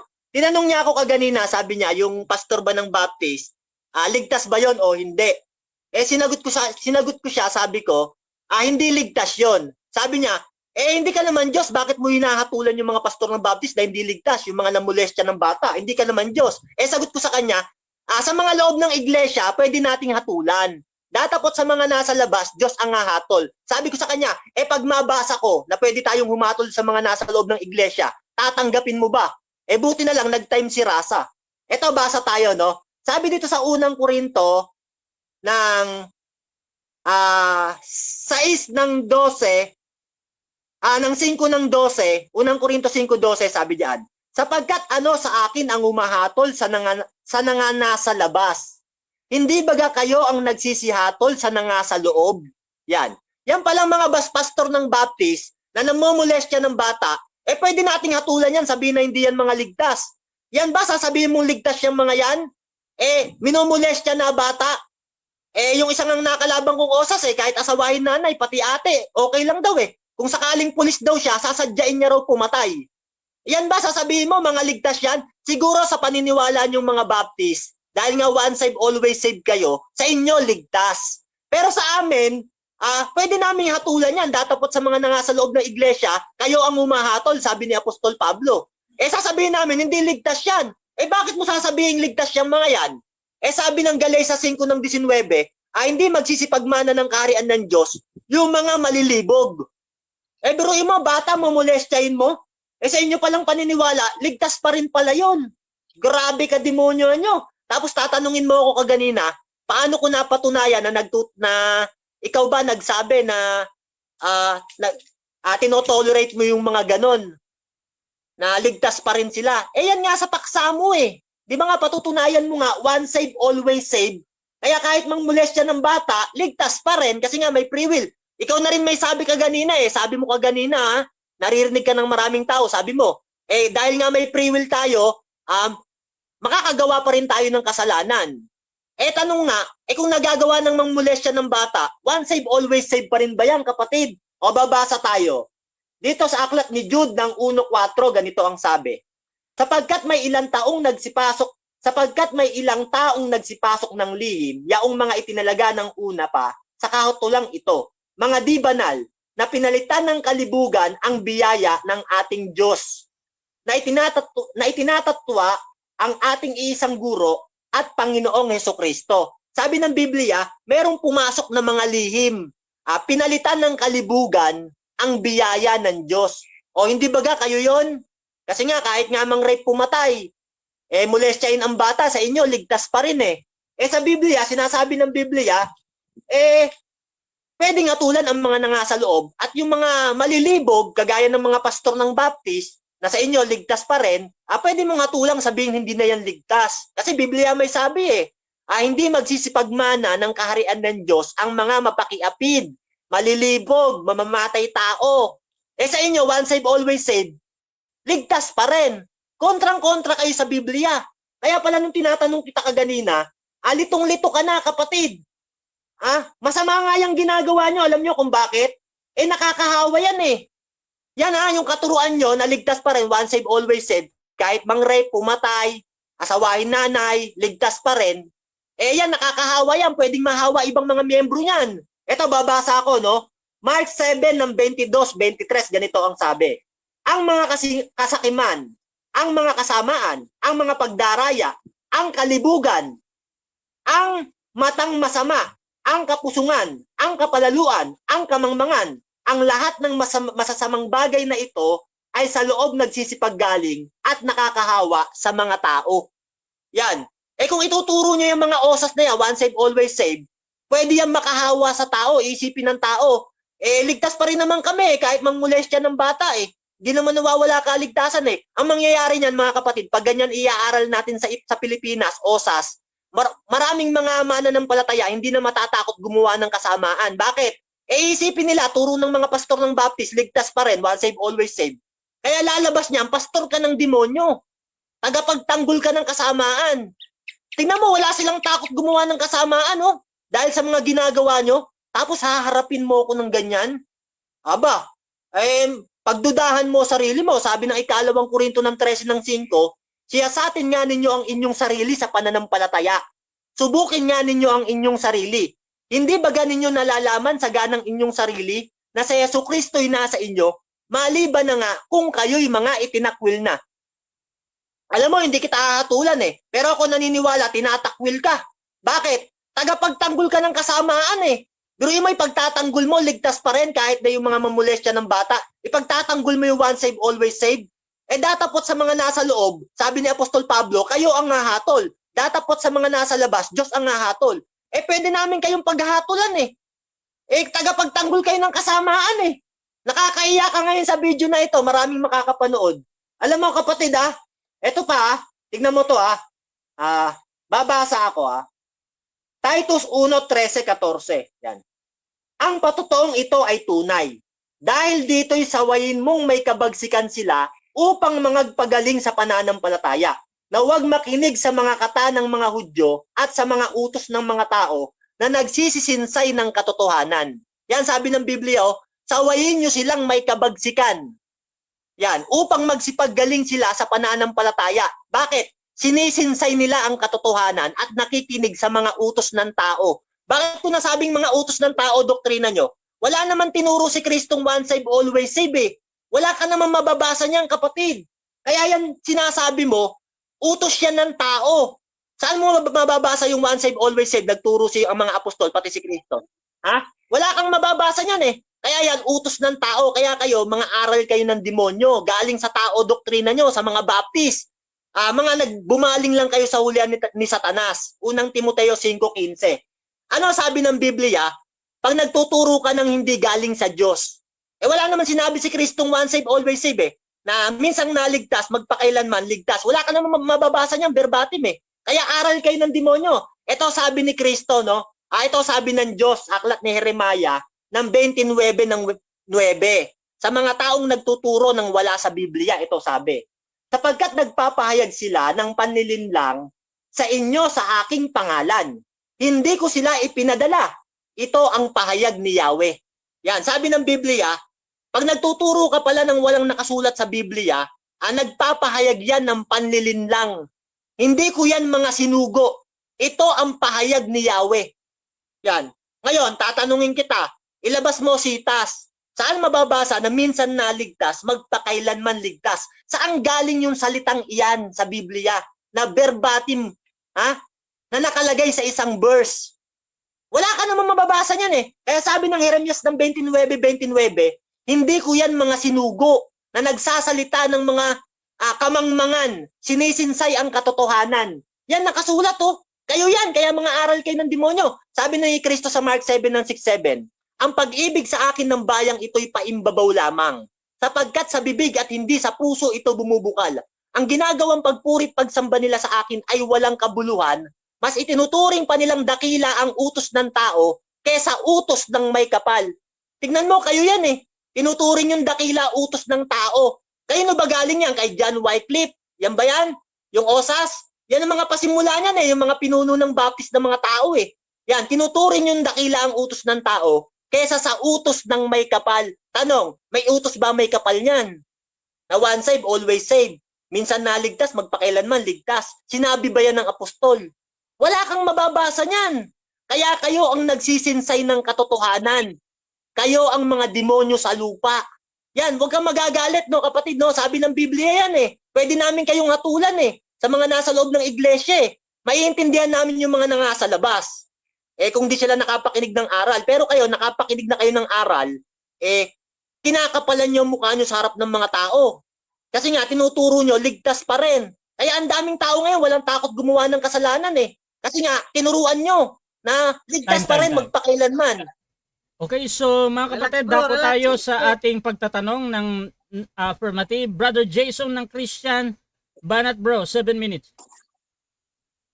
Bro, relax lang bro baka atakihin ka dyan relax lang. Ano lang to, debating ano. Ito, tanong ko bro, meron ba akong sinabi na yung mga gumagawa ng kalibugan, karumihan, pakikiapid, sila ay mga tunay na ligtas? Meron o wala? Meron, nasa paksa. Ang patutunayan mo nga kapatid, once saved, always saved. Kasi sa Biblia, meron tayong free will, Galatians 5:13. Eh, kahit nasa Diyos ka na, pwede ka pa rin gumawa ng kasamaan. Eh, sa inyo, ligtas pa rin kahit gumawa ng kasamaan eh. Kaya yan ang paksa na yung nagpapatotoo na tinotolerate mo talaga. Ang paksa ba natin tungkol sa usas or tunay na ligtas? Yan. Ang paksa natin tungkol sa osas at tunay na ligtas, sa paniniwala mo yan eh. Kaya nga once saved, always saved eh. Alam mo ba ibig sabihin ng osas? Minsang naligtas, magpakailanman ligtas. Eh baka i-deny mo yan na hindi tunay na ligtas yung mga osas, eh ginigiba mo na naman paniniwala mo. Oh, paano yan, kapatid? Gusto ko bro, yung ako ang nagpahayag. Mayroon ba akong ipinahayag na yung mga gumagawa ng mga kalibugan ay mga tunay na ligtas? Mayroon ba o wala? Huwag yung paksa. Meron! Nagkakamali ka Meron! na. Meron, uunawain mo lang. Meron, uunawain mo lang, nasa paksa yan. Ewan ko lang kung naintindihan mo yung paksa mo. Objection, moderator, objection ako. Objection ako, Bro, wait lang, moderator. bro. Objection mo na, bro Mario. Pakisabi sa kanya, habang nagsasalita ako, tumatanong siya, Okay, huwag siyang sasabat kasi sumasagot ako eh. May 20 seconds ako eh. Okay. So Hindi bro, ko masabi ang yung sagot, ano ko eh. okay, so ganito bro, ang sagot niya dito ay meron daw. Pero doon sa 20 segundo bro, na pagpapaliwanag niya, kahit pa nagsisinungaling dito si Brother Mario or nagsasabi siya ng totoo, tuloy-tuloy pa din to. Bro Mario, meron daw. Proceed. Yan. Meron! Yan, uunawain mo lang, nasa paksa mo yan. Ewan ko lang kung naiintindihan mo yung paksang tinatayuan mo. Eh baka hindi mo naiintindihan yan. Kasi sa Biblia, sa Galatians 5:13, kahit na nasa Diyos ka na, may free will ka, pwede kang gumawa ng kasalanan. Eh sa amin, hindi ka na maliligtas doon kung sinasadya mo na. Eh sa inyo nga, once saved, always saved, ligtas pa rin. Question. Eh kahit mang right 20 pumatay, ligtas seconds. Next talaga. question. Nasa paksa mo yan eh. Sige. Question. Yung mga pastor ba ninyo, yung mga pastor na gumagawa ng mga kalibugan na yan, nasa loob ba ng iglesia ninyo o wala? Sa loob ng iglesia namin, wala. Kasi yung amin, Wala. sinasaway yan, Titus 3 ng Diyos. Sabi diyan, Wait lang, Sabi diyan, nagpapaliwanag pa. isa o dalawang pagsabihan mo, pag di sumunod, itakwil mo na. Sa inyo, kahit na ganyan, hindi nyo tinatakwil eh. Nagpapatuloy pa rin sa inyo eh. Ang katunayan, dati akong baptist eh. Kasi nga, ligtas pa rin at kapatid. Sa amin, itatakwil yan, Titus 3 ng Gis. Next Sawayin question. mo sila. Itakwil mo. Next question. Okay, bro. Ang paksa ba natin, tungkol ba sa tunay na ligtas o tungkol sa usas? Kasi doon ka Yan. nalilito. Wala ligtas. Ang paksa natin, osas at tunay na ligtas. Di ako nalilito, ikaw ang nalilito. Kaya nga, once save, always save eh. Ibig sabihin, sa paniniwala mo, pag tunay na ligtas, hindi na mawawala kaligtasan. Kahit na magpakasama, Bro, mang-rape, mamolestya, yan nga paksang tinatayuan mo, kapatid eh. Ano ba, ginigiba mo ba paksa mo? Okay, Once next, save, always save nga eh. next question. Minsan naligtas, magpakailanman ligtas. Yan ang paksa mo, kapatid. bro Huwag mong Rasya, kainin. Next question, next question. bro Rasya, pwede ko bang Bro Jason? ano muna sa mga audience? Pwede ba? Ay, 20 minutes lang. Awan hindi lang pwede yung- bro. Ang gawin mo lang talaga dito bro, magtanong ka bro. Mamaya, i-conclude mo yan. At proceed ka lang bro sa pagtatanong muna. Meron ka pang 3 minutes bro ah. Kasi bro, wait ko na lang yung ano ko, yung Okay. 3 minutes na yan. Okay. So dyan nagtatapos mga kapatid ang second stage ng ating debate at dako tayo sa final conclusion mga kapatid. At mauna rito mag-conclude si Brother Mario mga kapatid sa kanyang topic sa pagiging negatibo dito sa patutunayan na yung tunay na ligtas ay osas ayon sa Biblia. Brother Mario, your time start now bro. Yan. Ito palang kalaban ko, hindi niya naiintindihan yung paksa niya. Ang paksa nga, patutunayan mo na once save, always save. Ibig sabihin, minsan naligtas, magpakailanman ligtas. Ibig sabihin, ang kaligtasan hindi nawawala. Kaya nga tutol kami eh. Negative nga ako, tutol ako dyan eh. Bakit? Paano ko patutunayan sa iyo na tinotolerate mo yung kahit mangmolestya, mangrape at pumatay, ligtas pa rin? Kasi nga, sa katotohanan ng Biblia, sa Galatia 5:13, sabi diyan, sapagkat kayo mga kapatid ay tinawag sa kalayaan. Huwag nyo lamang gamitin ang kalayaan upang magbigay kadahilanan sa laman. Ibig sabihin, anong tawagin tayo ng Diyos, nasa kalayaan tayo. Nung nasa loob na tayo ng iglesia, sabi ng apostol, huwag nyo lamang gamitin ang kalayaan upang magbigay kadahilanan sa laman. Ibig sabihin, meron pa rin tayong kalayaan kahit nasa loob na tayo ng iglesia. Ibig sabihin, pwede pa rin tayong makagawa ng mga kasalanan. Kahit na nasa Diyos ka na. Kaya nga sa paniniwala namin, pwede ka pang ihiwalay ng kasalanan, mawala kaligtasan ng tao. Sa paniniwala mo naman, hindi nawawala ang kaligtasan. Ibig sabihin, lumalabas, kahit makapamulestya ng bata, mang-rape at pumatay, gaya nga ng mga ibang mga baptist na tinanong ko, osas, sa kanila, ligtas pa rin daw. Ewan ko sa'yo, dinay-deny mo eh. Pero sila, aminado naman sila. Pero ikaw, bakit dinay-deny mo, kapatid? Hindi kita maintindihan eh. Kanina, sabi mo, pwede palang mawala ang kaligtasan, umamin ka. Tapos ngayon, yung paksa mo naman, parang bumabaliktad ka. Dapat pala, bago ka lumaban, pinag-isipan mong maigi yung paksa, kapatid. Kung pala nagdadalawang isip ka dyan sa paksa na yan, dapat hindi mo ako hinamon. Paduwa-duwa ka pala ng isip eh. Sabi ng Biblia, huwag kayong paduwa-duwa ng isip. Sabi dyan sa Santiago. Ikaw pala, lalabang ka, uurong ka. Dapat tindigan mo yung paksa mo, laging ligtas. Kasi nga, pastor ka ng demonyo, di ba? Tinotolerate mo. Kaya nga yung mga binasa ko yan sila, Morris, minolestya bata, si Swine, ang dami niyan kung sa Baptist yan, pag tinanong mo, titindigan talaga nila yan, sasabihin nila, ligtas pa rin yan, kasi nga once save, always save. Kasi pag sinabi nilang hindi ligtas, matatalo sila. Katulad mo, umaamin ka na, nawawala kaligtasan, ano pa ilalaban mo sa akin? Alam mo, para na lang ako naglalaro pag kalabang kita Kaya nga ako talaga sa totoo lang, huwag ka magagalit. Hindi kita pinaghandaan, kapatid. Hindi kita pinaghandaan. Kasi nga, una pa lang mga chat mo pa lang sa akin, yung mga comment mo pa lang sa FB ko, nakikita ko na wala ka talagang alam sa Biblia. Marami kang hindi alam at naiintindihan. Mababaw ka pa. Huwag kang magagalit sa akin, no? Kasi ako kahit anong tanong mo sa akin, sasagutin kita Pero yung mga tanong ko sa'yo, nalilito ka. Nawawala ka. No, kapatid, sabi ng unang Timoteo ng 4:16, ganito sabi. Tandaan mo to, kapatid, para matuto ka, wag mong mailigaw yung mga ibang kaluluwa kasi baka mapahamak sila, pati ikaw. Unang Timoteo 4:16, sabi diyan, mag-ingat ka sa iyong sarili at sa iyong turo, at manatili ka sa mga bagay na ito. Sapagkat sa paggawa mo nito, ay inililigtas mo ang iyong sarili, pati ang mga nagsisipakinig sa iyo. Yan. Mag-ingat ka sa iyong sarili at sa iyong turo. Yan. Kaya ikaw mag-iingat ka. Yan paniniwala mo, alisan mo na yan, kapatid.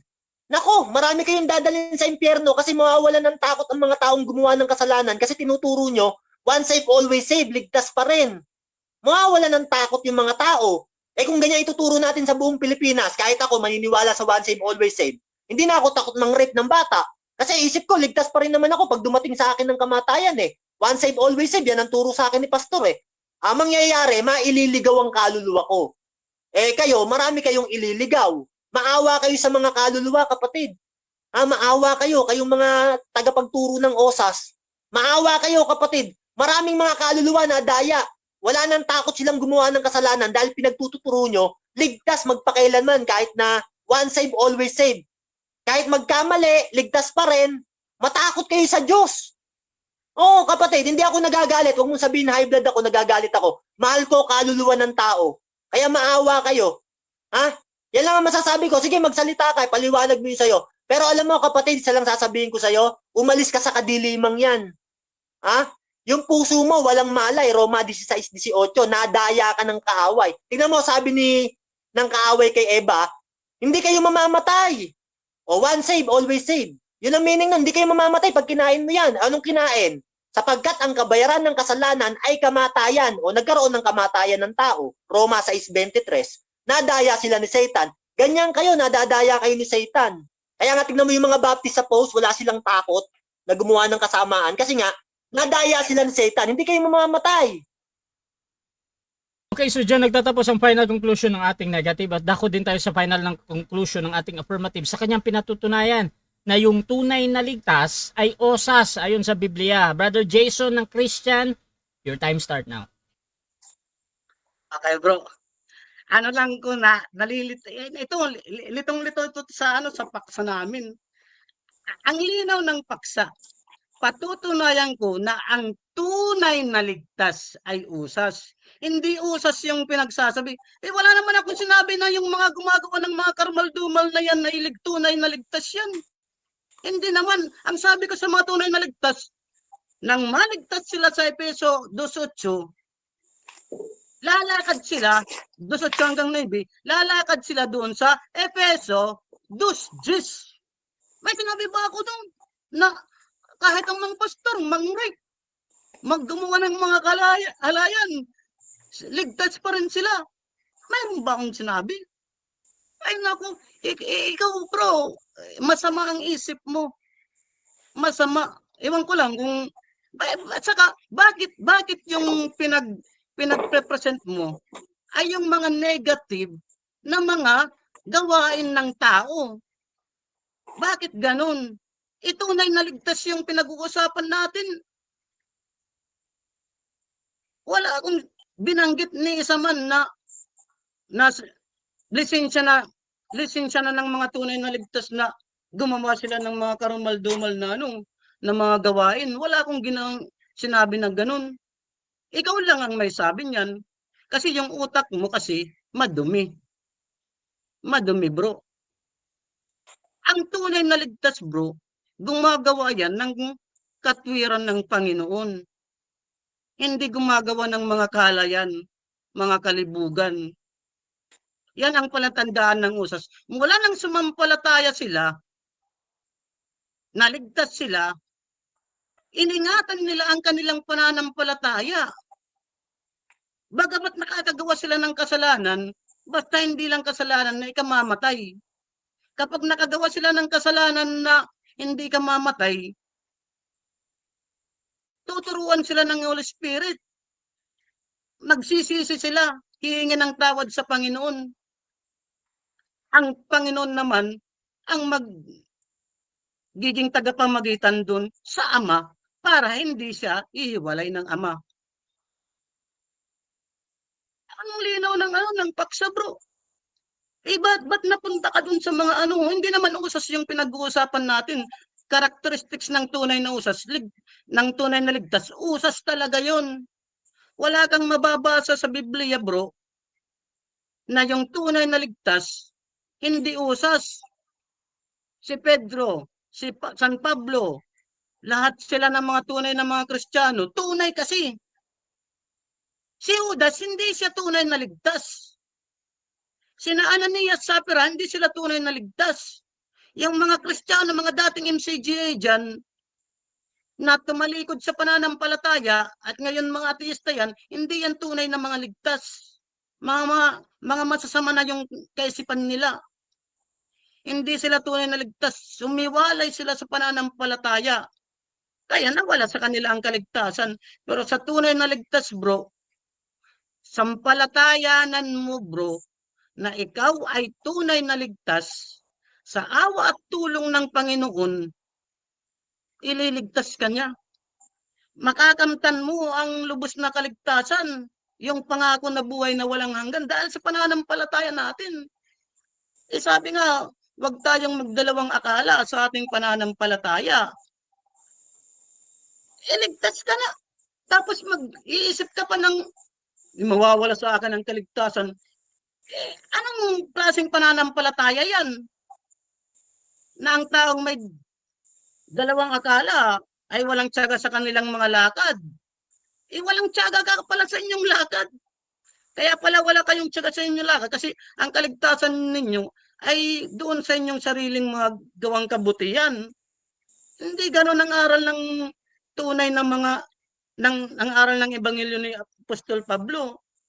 Inihingan mo ko ng talata na saan mababasa na pag naligtas ka na.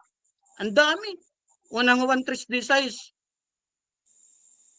Ang sino mang sumampalataya sa kanya ay magkakaroon ng buhay na walang hanggan, bro. Sumampalataya ka nang may kabuluhan. Kasi ang tunay na mga ligtas, sasampalataya yan ng may kabuluhan. Hindi yan sasampalataya ng walang kabuluhan, nagaya ng pagsampalataya ninyo. Yung sampalataya ninyo, walang kabuluhan yan. Bakit? May kasi kayo. Ang kaligtasan ninyo, mawawala. Okay, so dyan nagtatapos mga kapatid. Kaligtasan ninyo. Okay, so dyan nagtatapos mga kapatid ang ating debate. At before natin end yung ating live, syempre gusto ko muna kayong magpasalamat sa lahat ng nanood at makakapanood pa nito. At sa lahat ng 180 na live comments mga kapatid. At kanina yung ating mga live viewers din, meron tayong 24 shares. Unahin natin sa brother Jason, bro. Pasalamat mo na, bro. Salamat, bro, sa pagkakataon na makasali dito sa ito. First time ko to, second time ko na ito kay Bro Russia na debate kasi nung una kay Bro Dudes hindi natuloy, naputol kasi wala pa ako nung internet. Gusto ko amunin pa yan si napatunayan ko na ang MCGI ay hindi tunay na reliyon, na hindi tunay na iglesia ng Diyos na nasa Biblia. Bro, kakasa ka. Papatunayan ko sa iyo na ang MCGI hindi tunay na iglesia ng Diyos na nasa Biblia. Kung kakasa ka, kahit next Sunday, kung gusto mo, maghahanap ako ng para pambayad. Salamat din sa iyo, Bro Russia. Salamat sa lahat ng mga nakikinig. Salamat. Alam naman yan ng mga nakikinig kung sino sa amin ang nagsasalita ng katotohanan at kasinungalingan. Wala akong sinabi na yung mga tunay na ligtas gumagawa yan ng mga karmal-dumal. Okay, so thank you, brother Jason, bro. Wala kang Facebook page, bro, no? Or YouTube? Wala ka bang gustong... Wala, bro. Wala pa. Ayan. Wala. So, mga abangan nyo lang siguro, pero kung gusto nyo, puntahan yung profile ni brother Jason. Sige, mag-ana ko. At brother Mario, pasalamat ka din, bro. Okay. Unang-una, nagpapasalamat ako sa Panginoon. Hindi tayo ang mahayag, kundi ang katotohanan at katwiran. Yan ang lagi kong sinasabi. Baling mapahiya ako, basta ang katwiran, manaig, at ang katotohanan. Alam nyo mga kapatid, salamat sa inyo sa mga nakapanood dito sa video na ito. Sana naman gusto kong makalaban sana si Fuentes naman. Kaso nakablock ako sa kanya, hindi ko alam kung ba't niya ako binlock. Wala naman kaming pag-uusap. Binlock niya ako. Baka gusto ko siyang makalaban, doktrina lang, verse by verse kami. Kaso hinihingan pa ako ng ID. Kasi ang gusto ko kasi, kung gusto niyo akong hamunin, kayong mga taga-OSAS, open ako, andyan ang messenger ko, hindi ko kayo aatrasan. Lahat kayo, lilipulin ko kayo. Sasawayin kung may kabagsikan yung mga turo nyong mali. Kaya hindi ako takot, humamon lang kayo, open ako, andyan si Bro Rasa. Si Fuentes gusto kong makaharap kaso panay takbo naman. Sana mapanood mo itong video na ito, wag mo akong hanapan ng ID. Doktrina lang tayo. Huwag mo akong hanapan ng ID. Kung lalabang ka, doctrine tayo. Walang ID. Nahanapan mo pa akong ID Salamat Bro Rasa sa pagmo-moderate mo sa patas. Salamat sa Rasa TV. Napakaganda dito kasi maayos ang labanan. May maayos tayong moderator. At may gantong platform. Nagpapasalamat ako na makasali rito sa Rasa TV at mapadebate. Binabati ko kayo ng magandang gabi. Shoutout sa lahat ng debater. Okay, at syempre sa MCGI mga kapatid, marami naman dyan, meron silang mga parang doctrination ba yun? Nakikita ko sa Facebook, so pwede nyo bisitahin kung gusto nyo magsuri sa MCGI din. So mga kapatid, kung gusto nyo sumali sa ganitong gawain, pwede kayo mag-PM sa akin or maghamon man sa dalawang ito. Meron akong nakikitang mga pastor at kung sino man na naghahamon sa dalawang ito, pwede nyong tingnan mga bro, Jason, bro Mario, pwede kayong gamitin as mediator sa pag-uusap. Basta sumasang-ayon lang kayo sa lahat ng patakaran dito sa aking platform mga kapatid. At ang video na ito ay naka-post ito sa ating YouTube channel, Russia Debates TV mga kapatid. Puntahan nyo doon, you can subscribe mga kapatid. At paki-follow na din yung dalawang ito, si Brother Jason dahil meron din siyang mga posts, Brother Mario sa kanyang pananampalataya. At syempre sa akin din mga kapatid, Russia Vista mga kapatid. Dahil dito ako laging nagla-live. So maraming salamat. This is Admin Russia ng Russia TV and we're out.